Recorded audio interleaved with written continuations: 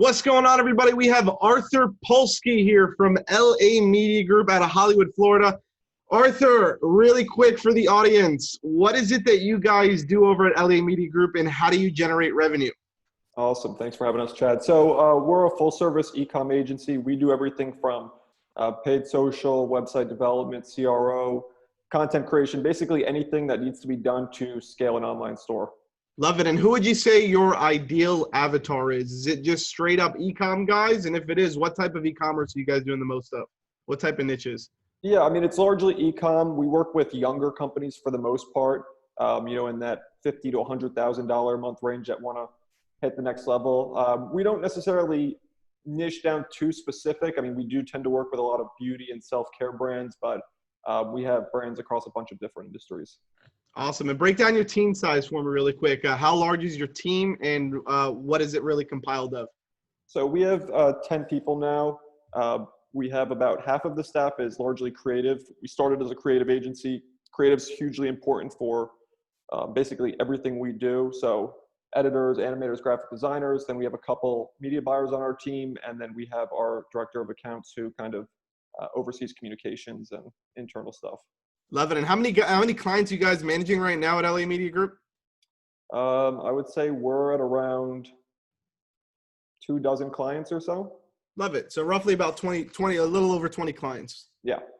Nice. And with your current audience and your outreach, let's talk about that really quick, because 2020, you see all these agencies trying to pick up clients. What type of actual outreach are you guys doing? How are you guys actually getting clients? Talk to me about that really quick. Sure. So we do have campaigns, lead gen campaigns that we run on paid social right now. But truthfully, since we're focused in e-commerce and with the impact that coronavirus has had on e-commerce, it really hasn't been too difficult getting either our foot in the door or getting people to reach out to us directly, just because companies are learning, brick and mortars are learning they need to pivot, and companies that have already been e-com centric are realizing the potential growth that they can have right now. So what would you say though? What would you say out of all of the leads that you get inbound, would you say 50% of them come from ads, 50% come from word of mouth? Peel the onion back really quick, break it down for me. What would you say the majority of your actual inbound leads come from? Sure. I would say about 35% come from ads. I'd say about another 40% or so come from either referrals from existing clients or just people finding us organically. And then the rest is a lot of, outreach that we do, external outreach that we do, outbound type stuff to bring in. Cool. What type of outreach is that? Is that like DMs or what are you guys doing? And anything, cold calls, could be anything. What are you guys doing the most of? We don't really cold call people. I mean, we, in my experience, it's better to try and build a real relationship and not just jump in with sales. So, we have ongoing communications with people on LinkedIn or Instagram or on Facebook. And, over time, those develop into sales calls and if not sales calls with them, someone that they can refer into the door. So it's just good to build those communications on a nonstop basis. Love it, man. What does your pricing model look like right now? So let's say right now you hit me up on LinkedIn. We have a full-blown conversation and I'm ready to rock and roll with you guys at LA Media Group. What am I looking at as far as pricing? What are you going to offer me? So we work on a monthly retainer basis. We don't peg things to ad spend or performance basis for the most part. There's the occasional time that we do. And what we find works best, both for our own pricing schedule and bring in as much revenue as possible, but also to get client results, is not to just offer one service, right? We don't just come at people with paid social, because if they're lacking in content creation, if they're lacking in email, if their website's not converting, the ads aren't going to do their job as well as possible. So we're generally speaking going to come at you with a package which involves paid social and potentially Google PPC if it makes sense. Email marketing, setting up auto flows, ongoing broadcasts or campaigns, content creation, so blogs, video blogs, and written blogs. And other What's like the price point for that? Because it seems like you're going towards more of the more in-depth services. You're not doing generic type services. It sounds like you're like the all-around package. So let's say I come in. Do you have an offer where it's like, hey, here's 3 packages that you can choose from, or are you just straight up a la carte? So generally we do make 3 offers, knowing, as far as we're concerned, knowing that we want to push someone to one or two of those, Yep. right? And we, it's honestly, we do customize it for the client, right? I mean, I don't think you should ever go in there thinking you know better right off the bat what the client needs without having spoken with them. Yep. So we'll start off with something maybe just ad management, as the bottom tier package.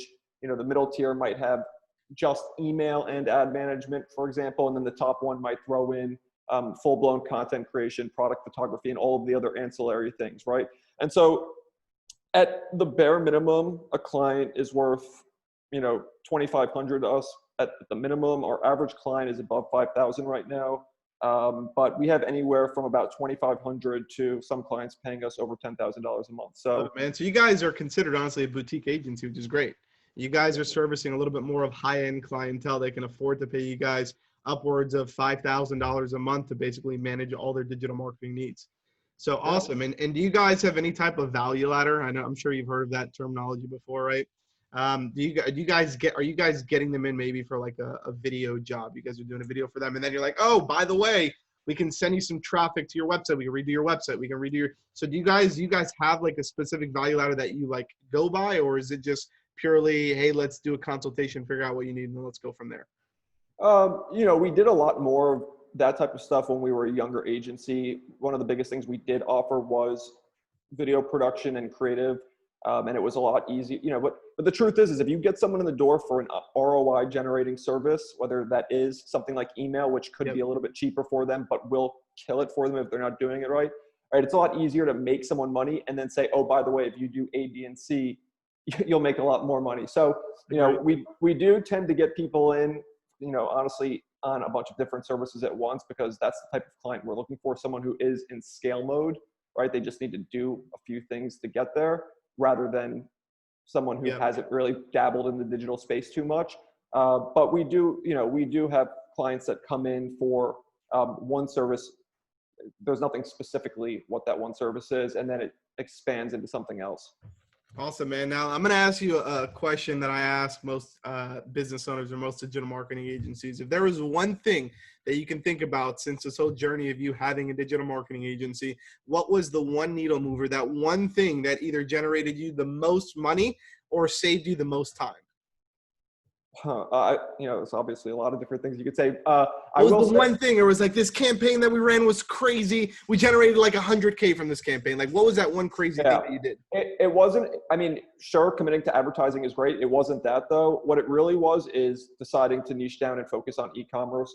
And it's even more fortuitous now considering what's happened, since coronavirus broke out. We wouldn't have chosen this scenario in lieu of coronavirus, but e-commerce is so, the growth has been so tremendous this year.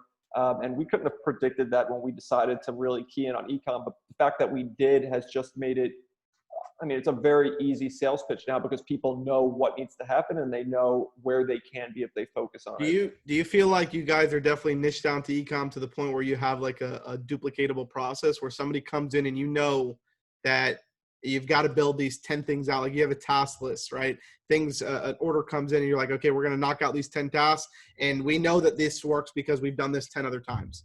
Yeah. It's a little bit different when it comes to advertising, although we do follow the same process. We do have internal SOPs, which was, another thing that really helps you scale much easier. If you don't have your systems in place, it's a headache when you start to get to a certain point. Yep. But yeah, we do have, especially for when it comes to email and content marketing, we do know what works consistently across all of our clients. Ads, it's a little bit different just because, there's a few more factors at play. But yeah, we have systems that we follow for the most part that allow us to consistently get results that our clients are looking for. Awesome, man. And 2020, Zapier is going on. All these crazy automations are happening. If you could think about one automation that you guys have created within your business, and it could be something stupid simple as a welcome or an onboarding to your clients or whatever it is, what's the best automation that you guys have? And it can be a system, it can be anything at all. Yeah, we try and automate as much as possible, although I will say in my experience, you can't just fall in love with the idea of being able to automate everything, right? That's just never going to work. But we do, largely speaking, have an automated onboarding process where, once a client comes on, we create certain access to certain softwares that we need to give them access to, certain messaging that needs to Is that go done with out. Zapier? We use Zapier a fair bit when there's no integrations. Other times we have auto rules built into Google that are connected from our billing, books, subscription software through email, and some of the other softwares we use, where the message is created and has for lack of a better way putting it, I didn't set this up, has like meta tags or whatever they're called to Sure. Yeah. to input certain links and create certain links, and it's worked well. But we there's other things that we're still trying to automate. If you could cut out some of the headache of dealing with redundant manual tasks, it definitely. Yeah, that's what everybody's trying to get rid of that now. But that's good. So what type, you guys are, I'm assuming you obviously have some type of lead generation process. Are you guys using a CRM to manage your clients? Talk to me about what the back end looks like. So we have played around with far too many systems to start naming them, right? I mean, I could name them all in two hands probably, and none of them are ever perfect, right? It requires playing around and really bringing in someone who knows how to. But are you using one that's specific? Because I just literally had an agency on that was doing like $100K a month. He's like, dude, I don't use anything. I got it on Google Sheets. So that's cool too. We do use a lot of Google Sheets. We did just sign up this year within the past few months to, and I'm sure you've heard of them at this point, to Go High Level. And GHL they are an all-in-one system, right? Like they have the email follow-up, they have the scheduler, they have the funnel builder, they have lead management and tracker, and track all of your communications and auto. Like they have everything. It's still though, we definitely don't use anywhere close to the functionality that it offers. And truthfully speaking, I do believe it's a great software, and they care about making it better. But there's still a long ways to go. It's a young software, and so it doesn't have the same, right? So we're using it for certain things. We use Google Drive, Google Sheets for a ton of. Just because it's what's been the most reliable through all these years after switching from one CRM to the next.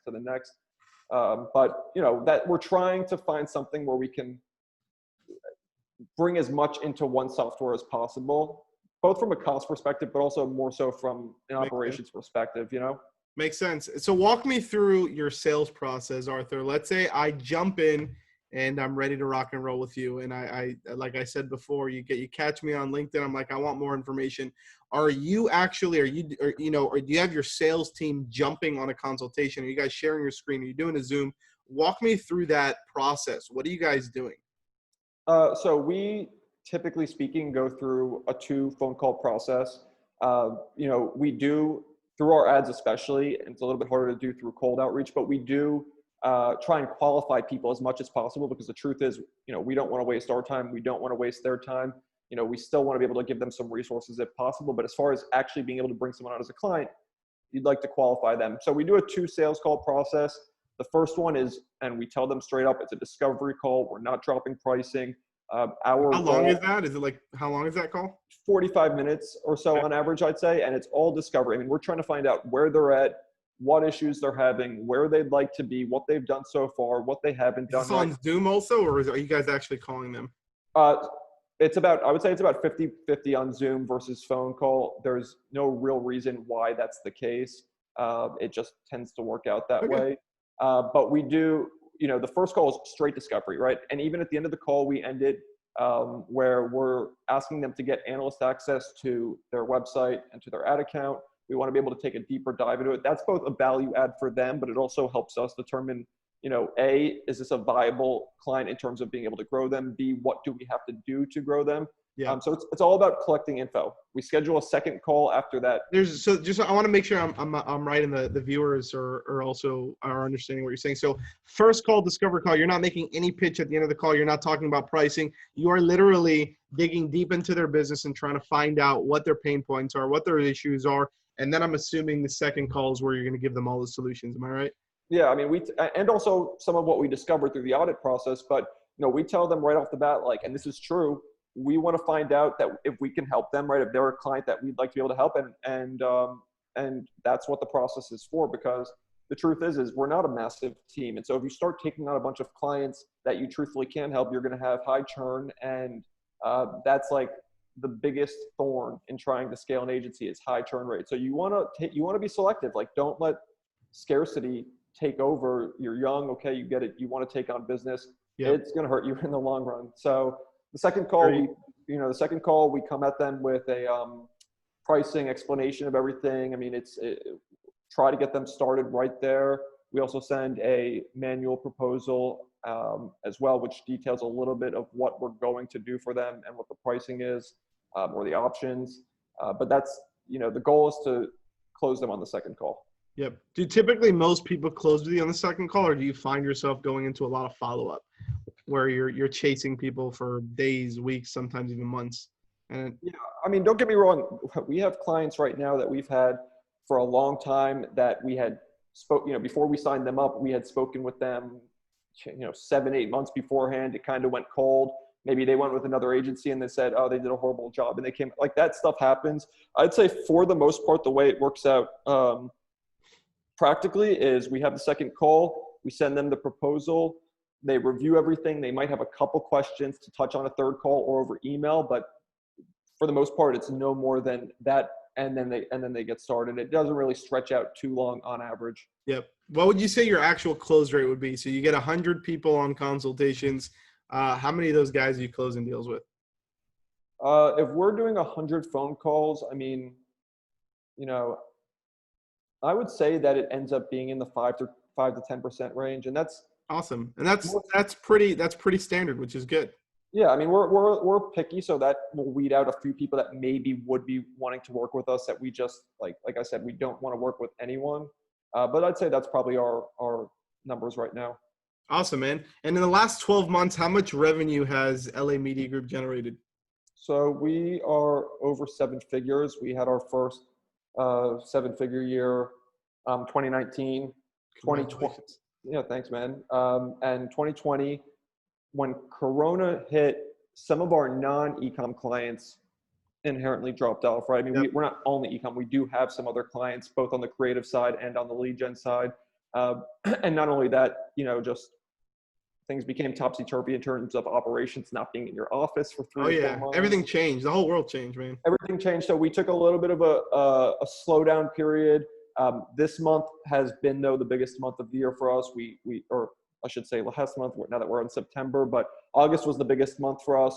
September looks like it's going to be an even bigger month, and we're expecting to continue to have that trend throughout the year. So, it's really now Corona, I mean, still there, but. Love it, man. How much sales did you guys do last month in August? In terms of new clients?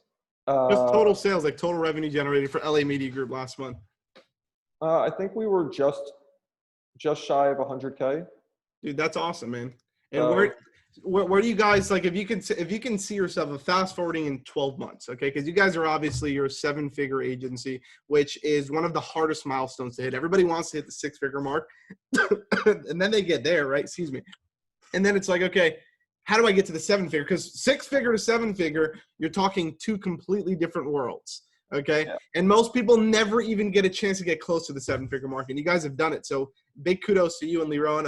I know I'm good friends with Lee Rowan over at LA Media Group. And by the way, these guys own an amazing company called Countless Creatives too. Make sure to check them out. Just a side note. But where do you see yourself fast forward in 12 months? Let's say you're doing $1 million a year in revenue as an example. Where do you see yourself in 12 months from today? And then what are the things that you need to do to actually get there?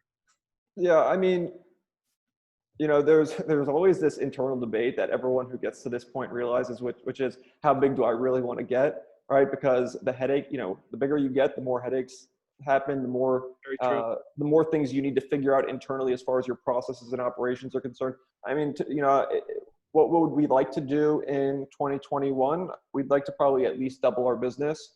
What does it take to do that? It's just continuing to improve our internal operations, continuing to improve our inbound lead generation efforts, and at the end of the day, delivering results. Because if you keep clients happy and you don't lose clients, it makes it a lot easier to scale your agency than it does if you're constantly losing clients on a monthly basis. Love it, man. So 100% growth in 12 months. Hopefully we'll bring you guys back in 12 months and you say you did $2 million in sales. We'd like to do that in Countless as well. So final question for you guys. Arthur, aside from any internal tools that you guys have or built, what is your favorite software tool that you guys use within your business? Oh God. So I mean, my favorite tool that I use isn't really it's more so for our clients than anything. Fire Right? away. What is it? I mean, I love Klaviyo. For email, it's terrific, the segmentation. But the cool thing that a lot of people don't use it for is you could create such refined segments of the audiences from what's happening on your website and in your email, and then you could import those as audiences into Facebook. And so you could really create these super refined segments especially for retargeting, that automatically integrates with Facebook, creates the custom audience for you, and just as a tool, it probably moves the needle more than anything else for our clients. All right. Well, you guys heard it first. Arthur Polsky from LA Media Group down in Hollywood, Florida. Arthur, thank you so much for joining us. We appreciate your time, and hopefully we'll see you in 12 months. Yeah, I'm sure I'll see you before then, Chad. All right. Have a good one, man. All right, brother. Have a good one too.